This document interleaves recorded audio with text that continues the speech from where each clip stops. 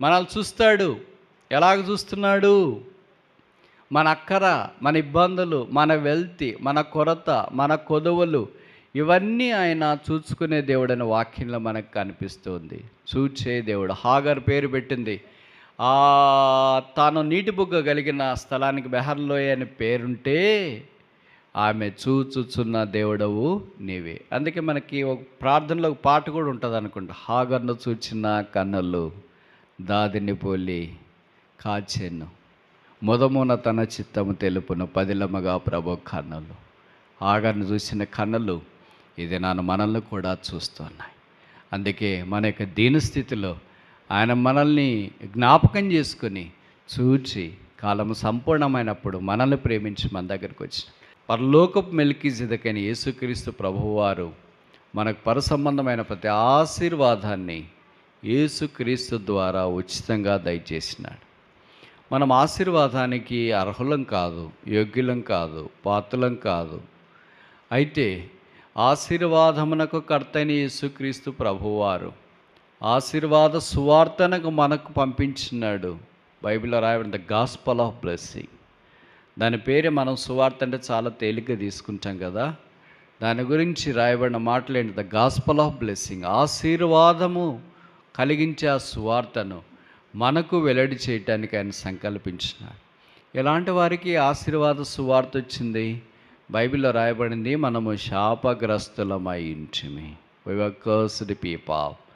రోమపత్రిక 5వ అధ్యాయంలో చెప్పబడింది, దేవుడు మన ఎడల తన ప్రేమను వెల్లడిపరుచున్నాడు. ఎట్లనగా మనం ఇంకా భక్తిహీనమై ఉండగా, బలహీనమై ఉండగా, పాపలమై ఉండగా, దేవునికి శత్రువులమై ఉండగా యుక్త కాలమైన క్రీస్తు యేసు మన కొరకై చనిపోయాను. ఆమోసు 4వ అధ్యాయం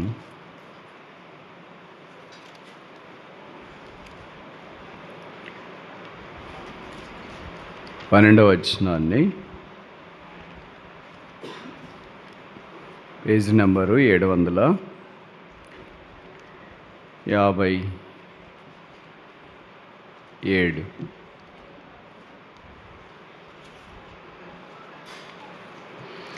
పాత నిబంధనలో పేజీ నెంబర్ 757. ఆమోసు 4:12 కలిసి చదువుదాం. కాబట్టి ఇశ్రాయేలీయులారా, మేళ్ళ నేను ఇలా చేదును కనుక ఇశ్రాయేలీయులారా, మీ దేవుని సన్నిధి కనబట్టకై సిద్ధపడి, మీ దేవుని సన్నిధిని కనబట్టకై సిద్ధపడి. నేను ఇశ్రాయేలు దేవుడని, అబ్రాహాము, ఇస్సాకు, యాకోబుల దేవుడని మనకు పరిచయము. అబ్రహాము దేవుని యొక్క సన్నిధిలో ఎలా కనిపించినాడో ఆదికాండం 18వ అధ్యాయాన్ని ఆధారం చేసుకొని కొన్ని విషయాలు మనం పరిగెరుకోవటానికి ప్రయత్నం చేసినాం.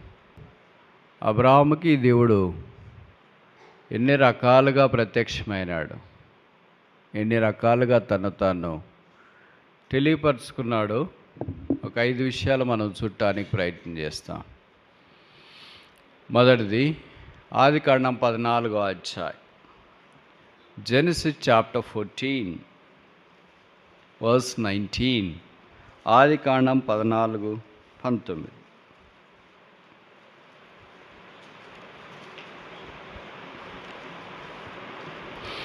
Genesis chapter 14 verse 19. ఆదికాండం 14:19. అప్పుడు అతడు అబ్రామును ఆశీర్వదించి, ఆకాశమునకును భూమికిని సృష్టికర్తయును సర్వోన్నతుడైన దేవుని వలన అబ్రాము ఆశీర్వదించబడినగాక అని. ఏ దేవుడు? 20వ వచనం, నీ శత్రువులను నీ చేతికి అప్పగించిన సర్వోన్నతుడగు దేవుడు స్తుతించబడునుగాక. కనుక ఇక్కడ మనం చూస్తున్నాం అబ్రహాముకు దేవుడు ఎలాగ ప్రత్యక్షపరుచుకున్నాడు అనేది. మెల్కీజెదకు ద్వారా మోస్ట్ హై గాడ్, సర్వోన్నతుడైన దేవుడు. బైబిల్ ఇలాంటి ద మోస్ట్ అనేవి చాలా సంగతులు రాయబడ్డాయి. ద మోస్ట్ హై ప్లేస్, సర్వోన్నతమైన స్థలం. The prophet of the most high, సర్వోన్నతిని ప్రవక్త. ఆయనకి సంబంధించిందంతా సర్వోన్నతమైనది.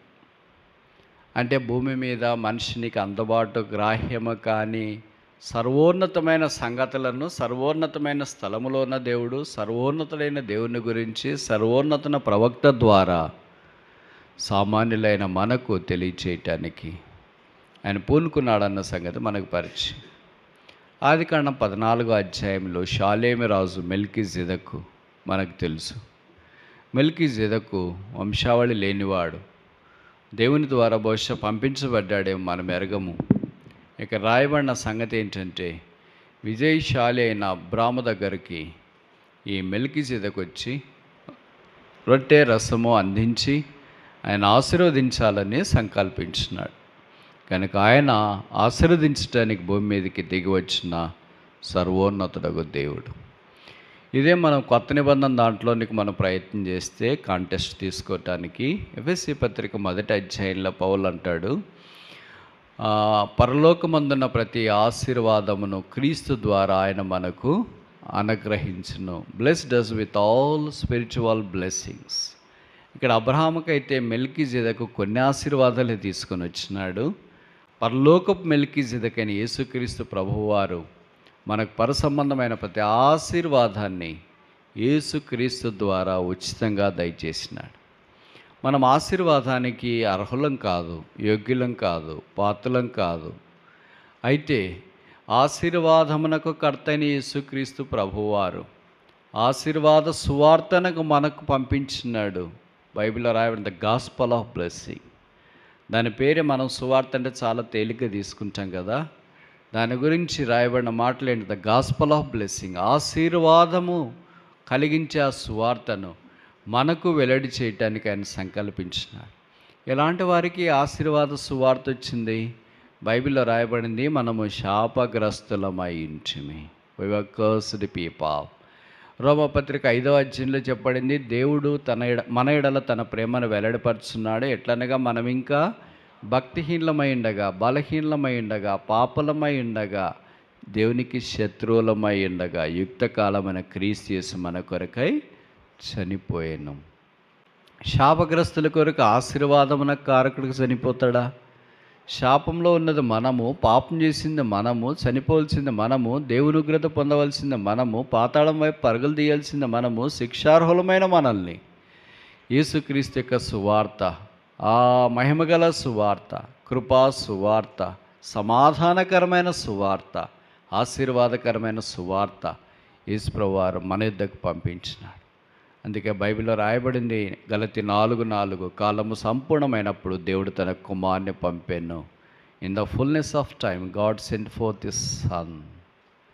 ఆ కుమారుని యేసు ప్రభువారు ఆశీర్వాదం మనకు అనుగ్రహించుట కొరకై సిలువలో ఆయన శాపముగా చేయబడ్డాడు. బైబిల్ సెలవిస్తుంది, మ్రాను మీద వేలాడిన ప్రతివాడు శాపగ్రస్తుడు. Cursed is he that is hung on the cross. మనందరి పాపాల కొరకై మ్రాను మీద వేలాడదీయబడ్డాడు. ఆయన మకటము లేని మహారాజు, ఆయన సింహాసనం మీద ఉన్నవాడు. ఆయన చుట్టూ దేవదూతలు ఆయన ఆరాధించుట కొరకై రాత్రింబగళ్ళు కొనియాడుట కొరకై చేరి వస్తున్నారు. అలాంటి యేసు మనందరి పాపాలు భరించడానికి భూమి మీదకి దిగి వచ్చినాడు. సిలువ మీద మన పాపాలు మోసుకోవటానికి ఆయన ఇష్టపడ్డాడు. సిలువనెక్కినాడు. సిలువ చుట్టూ ఉన్నవారు సమూహం అంతా నువ్వు దిగిరా దిగిరా అని కేకలేసినారు, నిందించినారు, అవమానించినారు. అయితే బైబిల్ సెలవిస్తుంది, యేసు నోరు తెరవలేదు. అది నాన్న ఆయన సిలువలో నుండి దిగి వచ్చింటే ఇది నన్ను మనం ఆ సిలువ ఎక్కాలా? యేసు ఆ దినాన నిందలు భరించకుండా ఉంటే ఇది నన్ను మనం ఆ నిందలు భరించాలా? యేసు ఆ దినాన్ని శాపగ్రస్తుడిగా చేయబడకుండా ఉంటే ఇది నన్ను మనం శాపగ్రస్తులమై ఉండవలసింది. యేసు ఆ దినాన మన పాపాల కొరకై చనిపోకుండా ఉంటే ఇది నన్ను మనము శిక్షార్హులమై ఉంటిమి. అందుకే 53లో చెప్పబడింది, మన సమాధానార్థమైన శిక్ష ఆయన మోసుకొనెను. ఆయన శిక్ష ఇవ్వటానికి సమర్థుడు కానీ శిక్ష పొందటానికి కాదు. అయితే మన శిక్ష ఆయన భరించినాడు. అందుకే రోమ 8:1 రాయబడుతూ వచ్చింది, కాబట్టి క్రీస్తు యేసునందున్న వారికి ఏ శిక్ష లేదు. ఎన్ని శిక్షలు ఉన్నది తెలుసు కదా? 5 శిక్షలు ఉన్నాయి. దాంట్లో ఇదొక శిక్ష. ఏంటంటే సమాధానార్థమైన శిక్షను ఆయన మన పాపాల కొరకై సిలువలో భరించి, రక్తము కార్చి, చనిపోయి సమాధి చేయబడి తిరిగి మూడవ దినాన్ని లేచి మహామహుని చెంత ఆసీనుడై ఉన్నారు. ఇట్టి ప్రభువు మనల్ని ఆత్మ సంబంధమైన ఆశీర్వాద కొరకై ఆహ్వానించినాడు. పాపలమై పడి చెడి సిలువ దగ్గరికి వచ్చి పశ్చాత్తాపడి మారు మనసు పాపక్షమాపణ పొందినప్పుడు మనము ఆ ఆశీర్వాదాల సంపదలోనికి తీసుకురాబడ్డాం. Blessed us with all spiritual blessings అని బైబిల్లో రాయబడుతూ వచ్చింది. ఆత్మ సంబంధమైన ప్రతి ఆశీర్వాదం ఎన్నున్నాయో తెలియదు, కౌంట్లెస్, అసంఖ్యాకమైన అనంతమైన ఆశీర్వాదాలకి యేసు ద్వారా ఆయన మనల్ని వారసులుగా చేశాడు. అబ్రహాం అయితే భూ సంబంధమైన ఆశీర్వాదాలకు వారసుడిగా చేయబట్టానికి సర్వోన్నతుడైన దేవుడు ఆశీర్వదిస్తబోతున్నాడని మెల్కీసెదెకు అన్నాడు. మెల్కీసెదెకు కంటే గొప్పవాడు యేసుక్రీస్తు ప్రభువు మనల్ని సమస్త పరసంబంధమైన ఆశీర్వాదాలకు వారసుడిగా చేశాడు. రెండవది చూస్తామా? ఆదికాండం 17వ అధ్యాయం, జెనసిస్ చాప్టర్ 17 verse 1. ఆదికాండం 17వ అధ్యాయం మొదటి వచనం. అబ్రాము 99 ఏండ్ల వాడైనప్పుడు యెహోవా అతనికి ప్రత్యక్షమై, నేను సర్వశక్తి గల దేవుడను, నా సన్నిధిలో నడుచు, నిందారహితుడు అయి ఉండము, మీ దేవుని సన్నిధిని కనపట్టకై సిద్ధపడి దేవుడు. అబ్రహాము దేవుని సన్నిధిలో కనపడటానికి సిద్ధపడ్డాడు. ఇప్పుడు అబ్రహాముకు దేవుడు ఎలాగో ప్రత్యక్షమయ్యాడో చూడటానికి ఆరంభించిన. మొదటిది సర్వోన్నతులకు దేవుడు, ద మోస్ట్ హై గాడ్.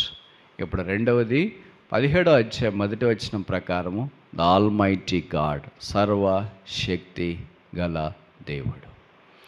ఆయన శక్తి అపరిమితమైనది. ప్రతిదానికి శక్తి ఉంటుంది, కొలిచేది ఉంటుంది, క్యాలరీస్ అంటారు. పవర్ ఉందనుకో, దాన్ని కూడా కొలిచేది యాడ్స్ ఉంటాయి.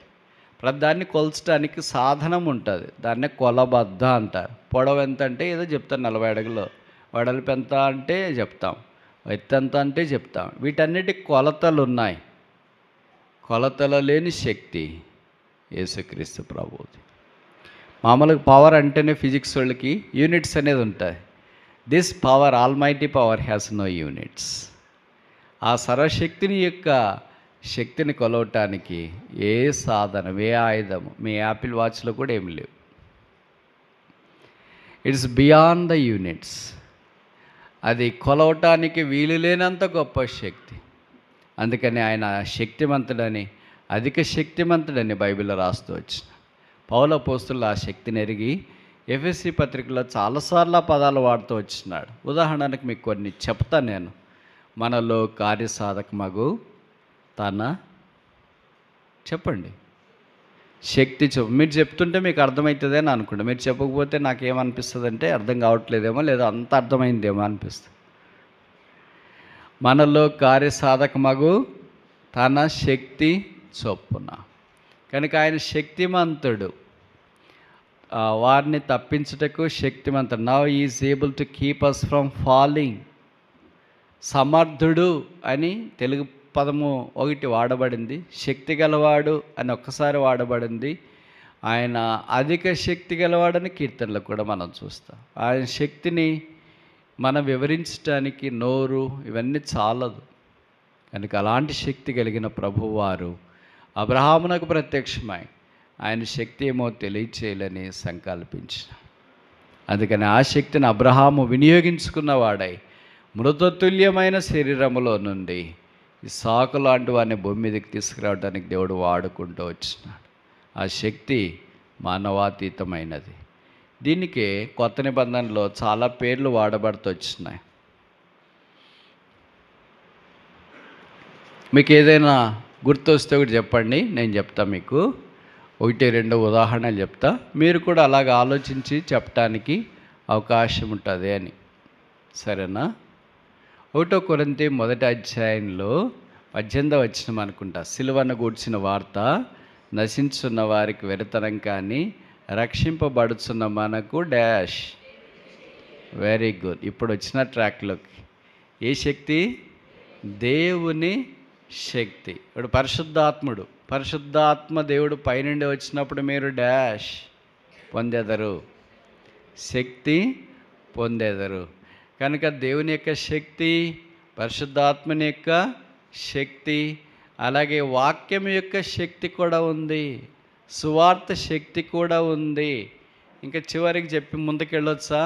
అపోజిటైన పౌలు ఫిలిప్పీ 3వ అధ్యాయంలో అన్నాడు, that I may know him and the power of his resurrection. నేను ఆయనను, ఆయన డాష్ను ఎరుగు నిమిత్తము, పునరుత్థాన శక్తి. కనుక the power of the his resurrection, ఆయనలో శక్తి చాలా ఉన్నాయి. దాంట్లో వాక్య శక్తి, సువార్త శక్తి, పరిశుద్ధాత్మ శక్తి, ప్రార్థనా శక్తి, పునరుత్థాన శక్తి, శిలువ శక్తి, ఎన్ని శక్తులు మనం ఒకటి కూడా అనుభవించట్లేదేమో. అందుకే బలహీనులుగా మనం కనిపిస్తాం. తిమోతికి రాస్తూ అపోజిటైన పౌలు అన్నాడు, నా కుమారుడా క్రీస్తు యేసునందున్న కృపచేత బీ స్ట్రాంగ్, శక్తి కలిగిన వాడుగా ఉండు. ఆయనే శక్తి సంపన్నుడు. ఆ శక్తి ద్వారా అబ్రహాము బలం పొంది దైవ సాన్నిధ్యంలో ప్రతికూల పరిస్థితులు కూడా సాగిపోయాడు. మనం కూడా రక్షణ పొందిన తర్వాత పాపంలోనే ఇంకా దిగజారిపోకుండా ఆ యేసుక్రీస్తు యొక్క రక్త శక్తిని బట్టి కడగబడి పరిశుద్ధపరచబడి ముందుకు సాగి ఇక్కడ దాకా వచ్చినాం. ఇది నాన్న మనం ఏమై ఉన్నామో అది మన శక్తి కాదు, ఆయన శక్తి, సర్వోన్నతుని శక్తి. మీకు తెలుసు కదా, గాబ్రియల్ దూత మరియమ్మ దగ్గరికి, కన్య అయిన మరియమ్మ దగ్గరికి శుభవర్తమానం తీసుకుని వచ్చింది. మామూలు మంచి వర్తమానం చెప్పాలంటే మనం చెప్పవచ్చు, మనకి ఇష్టం కూడా. తీర్పు చెప్పాలంటే కష్టము, అది చెప్పటానికి కుదరదు. అయితే గాబ్రియల్ దూత చాలా అరుదుగా ప్రత్యక్షమవుతాడు. గాబ్రియలు దూత స్త్రీలకు ప్రత్యక్షమైంది ఒకేసారి, అదే మరియమ్మకి. తర్వాత ఇంకెప్పుడు స్త్రీలకు కాలేదు. 6000 సంవత్సరాల మానవ చరిత్రలో ఒకే ఒక స్త్రీకి ఆయన ప్రత్యక్షమయ్యాడు. ఆమె పేరు మరి. మనకు కూడా ఎత్తాడని అనుకోవద్దండి, ఎందుకంటే మనకు అంత లేదు. ఆమె దగ్గరికి వచ్చి, దయాప్రాప్తురాలా నీకు శుభం, దేవుడు నీకు తోడై ఉన్నాడు. ఇప్పుడు చెప్పిన మాట ఏంటంటే, నీవు గర్భం ధరించి కుమారుని కంటావు. ఇప్పుడు అన్నీ చెప్పలేమని చెప్పాను కదా. ఇప్పుడు పెళ్లి కానీ అమ్మాయి దగ్గరికి వెళ్ళి 18 ఏళ్ళు 19 ఏళ్ళు కాలేజ్ చదువుతున్న అమ్మాయి దగ్గరికి వెళ్ళి, అమ్మాయి వచ్చే సంవత్సరం నీకు గర్భవతి అవుతావు అని చెప్పినారు అనుకో, చంప చల్ల అనిపించి బయటికి పంపిస్తారు కదా. ఎటు చెప్పేది బ్రదర్ అట్లాంటివన్నీ ఎట్లా చెప్పాలా? గాబ్రియల్కి కూడా దేవుడు చెప్పాడమ్మా, గాబ్రియల్ నువ్వు పలానా నజరేత్ అనే స్థలానికి వెళ్ళు, అక్కడ మరియమ్మ ఉంటుంది, కన్యక, ఏదో పని చేసుకుంటుంది, పేద ఏదో కన్యక, కుమారుని గంట వచ్చే సంవత్సరానికి అని చెప్పేసి ఆ కుమారుని పేరు కూడా చెప్పేసి వచ్చేయండి. ఏంటి ప్రభు పోయి ఇలాంటి షాకింగ్ న్యూస్, గూజ్ బంప్స్ వస్తున్నాయి. ఎవరు ఇంతకుముందు చెప్పింటే అబ్రహాము, ఇస్సాకు, యాకోబులు ఇలాంటి వాళ్ళకి చెప్పింటే సరే ఇప్పుడు కూడా పోవచ్చు. Only one time news. ఎంత టఫ్ కదా చెప్పాలంటే. అప్పుడు గాబ్రియల్ దూత వచ్చిందంటే, నేను పురుషుని ఎరగని దాననే ఇది ఎలాగో అని మరియమ్మ ప్రశ్నిస్తే, అప్పుడు ఆమె గాబ్రియల్ చెప్పిన మాట ఏంటి చూడండి. 1వ అధ్యాయం లూకా సువార్త,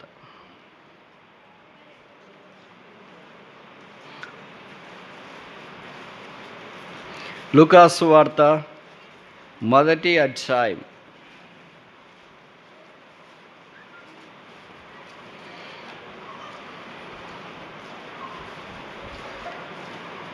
32వ వచనం. చాలు, ఏమవుతాడు ఆయన? సర్వోన్నతుని కుమారుడు అనబడను. 35.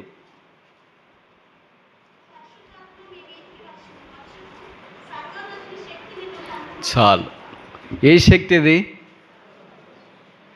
అంత ప్రభువుకు సంబంధించింది, అంత సర్వోన్నతమైనది. పదాలన్నీ వింటున్నప్పుడు ఏమనిపించట్లేదా మీకు? Most high God, most high place, most high power, most high priest, most high son, almost high. ఇంకా అంతకంటే ఏం లేదు. మామూలుగా ఈ లోకంలో అంతా ద మోస్ట్ రైట్ రెవరెండ్ అంటారు, అంతకంటే ఇంకేం రైట్ రెవరెండ్ లేరు అని అర్థం. ఇక్కడ ప్రభు దగ్గరికి వచ్చేటప్పుడు బైబిల్లో మనం చూస్తున్నాం సర్వోన్నతుని శక్తి, the power of the most high God. ఆ యేసుక్రీస్తు ప్రభు సర్వోన్నతుని కుమారుడు, the son of the most high God. అలాంటి ఊహకు మించిన శక్తి కలిగిన దేవుడు, శక్తి లేని మానవులైన మనల్ని శక్తిమంతులుగా చేయట కొరకై శిలువ శక్తిని మన కొరకు అనుగ్రహించి చనిపోయి సమాధి చేయబడి పునరుత్థాన శక్తిని మనకు అనుగ్రహించిన. అందుకే అబ్రహాము నడిచి వచ్చినట్లు మనం కూడా ఈ యాత్రలు ఇంతదాకా నడిచి రావటానికి హేతువైంది. మూడవది చూస్తామా? ఆదికాండం 21:33. Genesis chapter 22.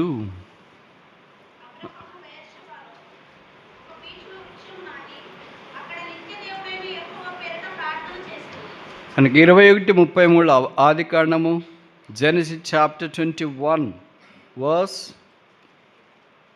33.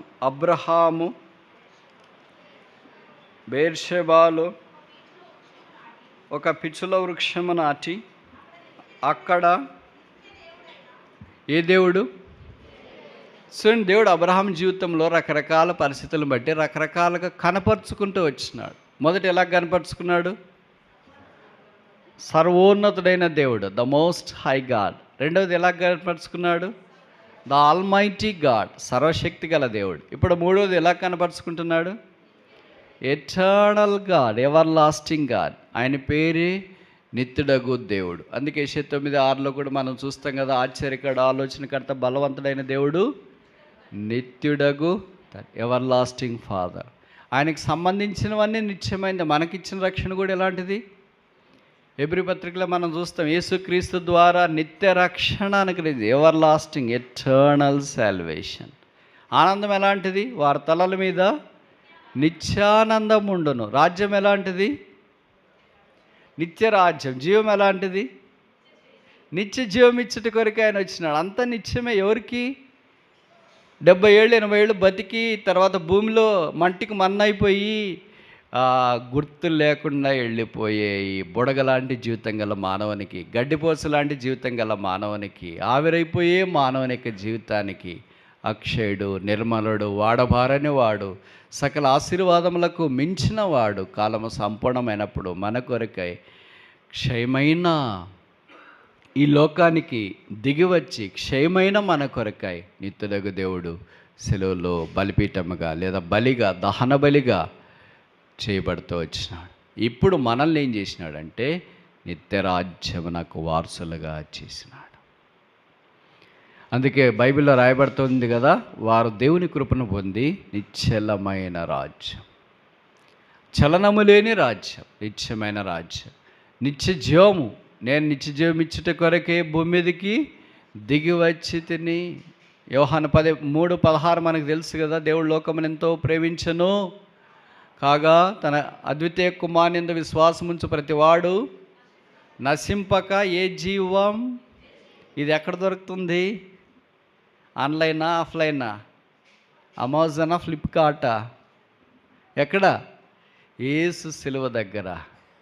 మా మానవునికి దేవుడు జీవము కలిగిన మానవునికి నిత్య జీవం ఇచ్చుట కొరకై భూమి మీదకి వచ్చినాడు. అందుకే ప్రభువారి భూమి మీద ఉన్న దినాలు అన్నాడు, నా యందు విశ్వాసం ఉంచిన వాడు నిత్యజీవము గలవాడు, వాడు చనిపోయిన నేను తిరిగి లేస్తా. నిత్యుడగు దేవుడు అనిత్యమైన మన కొరకు నిత్యమైనవన్నీ అనుగ్రహించడానికి వచ్చినాడు. అందుకే కనబడేవంట క్షయమైనవి అనిత్యములు, అక్షయమైనవి. ఈ వాక్యం మీకు తెలుసా? తెలియదు కదా. చూడండి, అయితే తెలియకపోతే చూడండి. అన్నీ అలాగ చెప్తే అన్ని బ్రదర్లు వాక్యాలు చూడమంటాడేమో అని అనుకుంటారేమో. చూడండి ఎక్కడుంది? కొరింథీయులకు రాసిన 2వ పత్రిక 4వ అధ్యాయం, 2 Corinthians chapter 4 verse 18, ఆఖరి వరుస. కొరింథీయులకు రాసిన 2వ పత్రిక 4వ అధ్యాయము 18వ వచనము ఆఖరి వరుస. ఏలైనగా దృశ్యమైనవి అనిత్యములు, అదృశ్యమైనవి నిత్యములు. All invisible are eternal. అందుకనే పరలోకం మనకు కనిపించదు, సింహాసనం మనకు కనిపించదు, జీవం అనేది మనకు కనిపించదు. ఇవన్నీ all these things are eternal.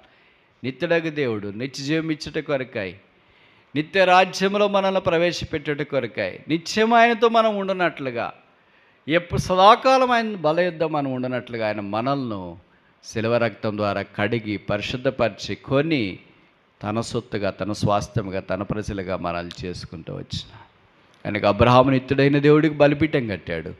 మనమైతే కొత్త నిబంధనలో నిత్యుడైన దేవుడు మన కొరకే శిలువనే బలిపీఠాన్ని ఎక్కి నిత్య రాజ్యమునకు వారసులుగా మనల్ని చేసి నిత్య జీవంతో మనల్ని నింపాడు. 4 చూస్తామా? 22, ఆదికాండం 22, జెనసిస్ చాప్టర్ 22 verse 14. చాలు, అబ్రహాము ఆ చోటికి యెహోవా ఈరే. దీనికి ఏం పేరు పెట్టాలా? చూచుకొను దేవుడు, ద గాడ్ దట్ సీయత్. మనల్ని చూస్తాడు. ఎలాగ చూస్తున్నాడు? మన అక్కర, మన ఇబ్బందులు, మన వెల్తి, మన కొరత, మన కొదవలు, ఇవన్నీ ఆయన చూసుకునే దేవుడు అనే వాక్యంలో మనకు కనిపిస్తుంది. చూచే దేవుడు. హాగర్ పేరు పెట్టింది. తాను నీటి బుగ్గ కలిగిన స్థలానికి బెహర్లోయ అని పేరుంటే ఆమె చూచుచున్న దేవుడవు నీవే. అందుకే మనకి ఒక ప్రార్థనలో ఒక పాట కూడా ఉంటుంది అనుకుంటా. హాగర్ను చూచిన కన్నులు దాదిని పోలి కాచెను, మొదమున తన చిత్తము తెలుపును, పదిలమగా ప్రభు కన్నులు. హాగర్ను చూసిన కన్నులు ఇది మనల్ని కూడా చూస్తున్నాయి. అందుకే మన యొక్క దీనస్థితిలో ఆయన మనల్ని జ్ఞాపకం చేసుకుని చూచి కాలము సంపూర్ణమైనప్పుడు మనల్ని ప్రేమించి మన దగ్గరికి వచ్చిన మనమైతే కష్టాలు ఉన్న వాళ్ళని చూసి దాటిపోతాం. కొన్నిసార్లు ప్రార్థన చేస్తాం, ధైర్యంగా ఉండండి అని చెప్తాం. ఇంకా కొన్నిసార్లు ఏదైనా మనకి సహాయం తోస్తే ఒక పూట భోజనం పెడతాను, లేకపోతే ఏదైనా చిన్న సహాయం చేయడానికి ప్రయత్నం చేస్తాం. కానీ ఇక్కడ దేవుడు అలాగా చూచి ఎలాగపోయినాడు మీ అందరికీ తెలుసు కదా. లూకా సువార్తలో ఒక దొంగల చేత కొట్టబడి కొర ప్రాణంతో విడిచిపెట్టబడిన వ్యక్తిని మిగతా వాళ్ళంతా చూసిపోయారు. లేవి వచ్చినాడు చూశాడు, యాజకుడు వచ్చినాడు చూశాడు, ఈ సమరయుడు వచ్చి ఏం చేశాడు? చూసి మనం అది ప్రార్థన చేస్తాం, వెళ్ళు టేక్ కేర్ బై అని చెప్పేసి వెళ్ళిపోయాడా? బైబిల్లో రాయబడింది, చూచి జాలిపడి వాని దగ్గరికి వెళ్ళి వానికి ప్రథమ చికిత్స ఫస్ట్ ఎయిడ్ చేసి గాయాలన్నీ కట్టి తన వాహనం మీద ఎక్కించుకున్నాడు. వాహనం అయింది అంటే 108. అర్థమవుతుందా మీకు? అంబులెన్స్. ఈయన ఎప్పుడు వాహనంతో పోతున్నాడు. ఎందుకంటే దారిలో అమ్మడి కనిపించే వాళ్ళంతా వాహనం యొక్క అక్కరగా కలిగిన వాళ్ళే, కొర ప్రాణంతో విడువబడిన వాళ్ళే. అందుకే తన వాహనం మీద ఎక్కించుకొని, ఎవరైనా వాళ్ళ వాహనం మీద ఎక్కించుకుంటారండి సాధారణంగా. ఇలాంటి కేసులు కావాలంటే మనం ఆటో పిలిపించి ఆటోలు ఎక్కించి పంపిస్తాం, కానీ తన వాహనం మీద ఎక్కించుకో. ఆయన వాహనం మీద తీసుకొని పుట్టకోళ్ళు వాని ఇంటికి వెళ్ళి తర్వాత అక్కడ చేర్చి కొంత ఆయనకు డబ్బు ఇచ్చి నువ్వు చూసుకో, మళ్ళీ వచ్చే తర్వాత ఏమైనా తక్కువ వస్తే నేను ఇస్తానని చెప్పి వెళ్ళిపోయాడు. ఆయన రాబోతున్నాడు. శిష్యులు తుఫాన్లో కష్టపడి వెళుతూ ఉన్నప్పుడు రాత్రి తెల్లవారుచుండగా ఆయన వారిని చూసి ఏం చేశాడు? బాగైంది, మీకు జరగాల్సింది, ఎప్పుడో జరగాల్సింది ఇప్పుడు జరుగుతుంది, సావండి అందరు. మనం అంటే అలాగే వింటాం కదా, ఒక్కోళ్ళు ఒక్కో రకంగా చేస్తారు. 12 మంది 12 రకాలుగా చేస్తారు. అసలు నేను పరిచయం చేసుకోవాలన్నా లేదా? నేను పరిచయం చేయడానికి ఈ భూమి మీదకి వస్తే ఒకళ్ళు డబ్బులు పట్టుకుని తిరుగుతారు, ఒకళ్ళు లెక్కలేస్తూ తిరుగుతారు, ఒకళ్ళు గట్టిగా మాట్లాడుతూ తిరుగుతారు, ఒకళ్ళు ఇలాగ తిరుగుతారు. ఈ 12 మంది 12 రకాలుగా తిరిగితే పరిచయం ఎలాగైతుంది? దెబ్బకి సెట్ అయిపోయారు, అందరూ సావండి అన్నాడా? బైబిల్ రాయబడుతుంది, ఆయన చూచి వారి యుద్ధకు వచ్చి ఫియర్ నాట్, ఇట్స్ ఐ, భయపడుకుడి నేనే. వాళ్ళు ఆయన్ని చూసి దేవుడు మనకి ఎట్ట కనిపిస్తాడంటే దయ్యం మాదిరి కనిపిస్తాడు. భూతం అనుకొని కేకలేశారు. మనం ఎలా కష్టాల్లో ఉన్నప్పుడు దేవుడు ఎలా కనిపిస్తాడు? భూతం మాదిరి కనిపిస్తాడు. అందుకే అంటారు కష్టాల్లో ఉన్నప్పుడు మనుషులు, దేవుడు ఎక్కడ ఉన్నాడండి, ఉంటే ఇన్ని కష్టాలు ఎందుకు వస్తాయి, మాకే రోగాలు వస్తాయి, మాకే అప్పులు వచ్చినా, మా ఆయనే చనిపోయాడు, మా ఆవిడే చనిపోయింది, మా పిల్లలాగా అయిపోయారు, అందరూ బాగున్నారు, అందరు పిల్లలు బాగున్నారు, అందరు భర్తలు అందరు భార్యలు అందరూ బాగున్నారు, మేమే బాగలేదు, దేవుడు ఎక్కడ ఉన్నాడండి అంటే ఆయన వాళ్ళకి భూతం దయ్యం మాదిరి కనిపిస్తూ ఉంటాడు. అయితే ప్రభువు వారిని మనుషులుగానే చూచినాడు, శిష్యులుగానే చూచినాడు, వారిని భూతంగా చూడలేదు. అందుకే వారి దగ్గరికి వచ్చి it is I, fear not, నేనే, భయపడకుడి. అప్పుడు వారు ఆయన్ని చేర్చుకున్నారు. వారు అవతల ఒడ్డుకి వెళ్ళినట్లు వాక్యాన్ని చూస్తాం. ఇవన్నీ ఎందుకు చెప్తున్నానంటే ఆయన చూచి దాటిపోయే వాడు కాడు, చూచి సహాయం చేసేవాడు, చూచి పరామర్శించేవాడు, చూసి మన అక్కర తీర్చడానికి దగ్గరకు వచ్చేవాడు. అలాగే అబ్రహామును చూచి సహాయం చేసినాడు, మనల్ని కొట్టి సహాయం చేస్తున్నాడు. 5వ దాకా చూసి ముగిస్తామా? అపోస్తుల కార్యాలు 7వ అధ్యాయం 2వ వచనం. అపోస్తుల కార్యాలు 7వ అధ్యాయం 2వ వచనం. అందుకు స్టెఫెను చెప్పినదేమనగా, సహోదరులారా,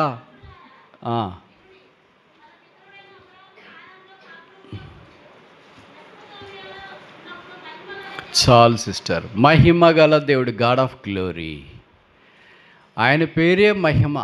ఆయన దేవుని యొక్క మూర్తిమంతమైన మహిమ, గాడ్ ఆఫ్ గ్లోరీ. ఆయన పేరే మహిమా స్వరూపి. ఆయన మహిమ గలవాడు. మనం పాపాన్ని బట్టి మహిమను కోల్పోతేమి. రోమపత్రికలో పౌలు రాస్తున్నాడు కదా, అందరినూ పాపం చేసి దేవుడు అనుగ్రహించిన మహిమను పొందలేకపోయేరి అనే దాన్ని మనం సరిగా అర్థం చేసుకోలేమని ఇంగ్లీష్ బైబిల్లో రాశారు. All have sin and come short of the glory of God. అంటే ఉదాహరణకి 100 మార్కులకు 35 రావాలనుకో. షార్ట్ అంటే తక్కువ వచ్చినాయి, అంటే 34, 32, 30 ఎన్నో వచ్చినాయి, తక్కువ వచ్చినాయి. ఆయన మహిమకు తక్కువ వచ్చిన. ఎంత తక్కువ వచ్చిన వాళ్ళకి ఇప్పుడు ఏం చేయాలా? దానికి తీసుకురావాలంటే ఏం చేయాలా? గ్రేస్ మార్కులు కలపాలా. మీకు తెలుసు కదా, గవర్నమెంట్లో అలాగే చేస్తారు. అన్ని సబ్జెక్టులో పాస్ అయ్యి ఒక సబ్జెక్టులో 1 మార్కులో ఫెయిల్ అయిపోతే కలుపు, 2 మార్కుల్లో ఫెయిల్ అయిపోతే కలుపు, 3 మార్కుల్లో ఫెయిల్ అయిపోతే కలుపు, 4 మార్కుల్లో ఫెయిల్ అయిపోతే కలుపు. దాన్ని ఏమంటారు? గ్రేస్ మార్కులు పాస్. కొంతమంది అది పోయి కరోనా పాస్ అయిన వాళ్ళు ఇక్కడ కొంతమంది ఉన్నారు కదా, వాళ్ళు అనుకుంటున్నారు మళ్ళీ కరోనా వస్తే బాగుంటుందో పాస్ అవుతామని. ఇంటర్మీడియట్లో, 10th, డిగ్రీలో, ఇంజనీరింగ్లో పాస్. చదవని వాళ్ళు, కాలేజీకి పోయిన వాళ్ళు అందరూ పాస్ అయిపోయారు. 100% రిజల్ట్ అప్పుడే వచ్చినాయి మన రాష్ట్రాల్లో, దేశం, ప్రపంచంలో కూడా అనుకో. కరోనా పాస్, ఇది గ్రేస్ పాస్. యేసుక్రీస్తు ప్రభువారు మనము తక్కువైనప్పుడు దేవుని మహిమకు మహిమా స్వరూపి మన కొరకై తన సిలువను ఎత్తుకొని వీధుల్లో, యెరూషలేము వీధుల్లో తిరిగి కల్వరి కొండలో శిలువ మీద వేలాడదీయబడి రక్తము కార్చి చనిపోయి సమాధి చేయబడి తిరిగి లేపబడ్డాడు. ఇప్పుడు మన దగ్గరికి మహిమగల సువార్త వచ్చింది, గ్లోరియస్ గాస్పల్. ఆ మహిమగల సువార్త నమ్మినాం. ఇప్పుడు ఎక్కడికి వచ్చినాము? గ్లోరియస్ చర్చ్, మహిమగల సంఘములోనికి వచ్చినా. ఇప్పుడు ఏమైపోతున్నాము? ఓ దినాన్ని ఈ దీన శరీరాలు, వైల్డ్ బాడీస్, ఫిలిప్పీ పత్రిక 3వ అధ్యాయంలో, this wild body shall be converted into a glorious body. ఈ దీన శరీరం మహిమగల శరీరముగా మార్చబడుతుంది. ఓ దినాన ఆయన మహిమతో రానయ్యున్నాడు. ఆ బూరధ్వని విన్న వెంటనే మనం క్షయమైన వారము, ఆ క్షయులుగా మార్చబడతాం. భౌతికమైన శరీరము ఆత్మ సంబంధమైన శరీరంగా మార్చబడుతుంది. బలహీనమైన శరీరం బలమైనదిగా మార్చబడుతుంది. ఇవన్నీ ఎలా జరుగుతాయంటే మిస్టరీ. పౌలు అన్నాడు, ఇది ఒక మర్మం. Nobody can explain this. ఇది మార్చబడతాం. ప్రభుతో పాటు సదాకాలం ఉండటానికి మనం కొనిపోబడతాం. మహిమరాజు సన్నిధిని మకుటధారులై ఆ మహిమారాజ్యంలో సదాకాలం ఉంటాం. పాపం చేత పడి చెడి అటు ఇటు తిరుగుతూ వీధుల్లో పడిపోయి దిక్కు లేకుండా పందుల కంటే, కుక్కల కంటే ఘోరంగా జీవిస్తున్న పాపులమైన మనల్ని శిలువ రక్తం కడిగి శుద్ధీకరించి నిత్య మహిమకు వారసులుగా మనల్ని చేసింది. అబ్రహాముకు ఇలాంటి అనుభవం అక్షరానుసారంగా లేకపోయినా అబ్రహాము ఈ దేవుని యొక్క ప్రత్యక్ష తిరిగి ఆరాధించుట కొరకే పూనుకున్నట్లు వాక్యంలో మనం చూస్తున్నాం. అయితే కొత్త నిబంధనలోనికి వచ్చిన మనకు యేసు ప్రభు యొక్క శిలువ తెలుసు, ఆయన రక్త శక్తి తెలుసు, ఆయన మాన శక్తి తెలుసు, ఆయన పునరుత్థాన శక్తి తెలుసు, ఆయన తిరిగి లేచాడని మనకు తెలుసు. పాత నిబంధనలోని భక్తులే దేవుని ఇంతగా ఆరాధిస్తే కొత్త నిబంధనలోనే మనం ఆ యేసుక్రీస్తుని ఇంకెంత ఆరాధించాలా. కనుక ఈ ఉదయకాలం ఆయన సింహాసనం మీద సాగిలపడి, పావనుడా మా రక్షణ కొరకే స్తోత్రములను విమోచించబడిన వారు సర్వోన్నతుడైన దేవుణ్ణి, సర్వశక్తిగల దేవుణ్ణి, మూడవది నిత్యుడగు దేవుణ్ణి, చూచే దేవుణ్ణి, ఐదవది ఆఖరిది మహిమగల దేవుణ్ణి, తమ ఆరాధనల సింహాసనం మీద ఆశీనుంచి ఎదురుగాక.